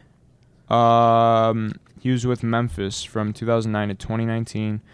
2006 to 2009. I meant to say 2009, 2012. He was with the Rockets, and then he's been with Toronto ever since. Yeah. Yeah, I mean he's slowly on the decline already. Yeah, he's not a bad player, but he's not $25 million AAV worth. He's like starting point guard worthy for sure. Oh yeah, no doubt. Yeah, I mean, I think I'm good on as far as basketball goes. Yeah. There were, like we said, there's a lot of moves, but Nets and Lakers still the front runners. That hasn't changed. So we could talk about the Blackhawks a little bit. Getting Kirby Dach back, one of the best players on our team, I'd say. Yeah, I mean it's pretty easy. Honestly, everyone else is just so scrappy. Unless you want to say Brandon Hagel's better. No, I think it's a little too early to say that. I like some of these younger scrappy guys though, like Ryan Carpenter and you need guys like that. Oh yeah, and that's what we've been lacking for the last couple of years. I think that's part of the reason we found more success this year is because we have scrappy guys. Like we're actually out hitting teams. They're playing with a purpose. And when we were the team to beat, we would outshoot every team, but one of the things we were always lacking is we'd get doubled in hits every game, and now we have that. Yeah. I'm not saying offensively or as a team we're as strong as we was as our championship teams, but our offense is solid. You got players like DeBrincat, who's 4th in the league in goals. Kane's 3rd in the league in points. Like, we still have some of those fantastic offensive players. And having Kirby Dach back, I mean, last year he was one of the best rookies in the league. Yeah. Kubalik also was, I think, the top goal scorer as a rookie last year. Yeah, he was. I mean, we're bleeding with young talent right now. Yeah, they just need some other guys to supplement it, and I think they'll be able to make some really good things happen this year. Our defense was starting to come around a little bit at the beginning of the year, and just lately they've been a liability. Lankinen's had a few bad outings. Subban's a backup, so he can be inconsistent, but that's what he you has expect. been. Yeah. Yeah, I don't know. We've been a little shaky lately, but I think we have 3 wins in the last 4 games, 3 wins in the last 5 games, so that's good. We dropped 4 in a row there pretty recently, but yeah, it's going to be, I don't know, like first half of what we've played so far this season, I'm like, all right, it seems like we're a lock for the playoffs. Right now, we've played 37 games, and we're tied with Nashville for that 4th playoff spot in our division. It's going to come down to the end, I really think. Yeah, we've been scuffling for sure. With no return of Taze in sight, maybe ever, which is kind of scary to say. I don't know. This is the team we're going to be riding with because we have Kirby Dach back. He hasn't been able to make that big of a difference so far, but he's only been back for like 3 or 4 games. He had a nasty move against Nashville where he put the puck between the guy's legs. I was like, that's the Kirby Dach we need. Yeah, exactly. I don't know. It's going to be interesting to see because I remember, I think it was before this season, we kind of came out and said that we're in a rebuild mode. We got rid of Crawford. Yeah. Seabrook retired. Taze is indefinite. Yeah.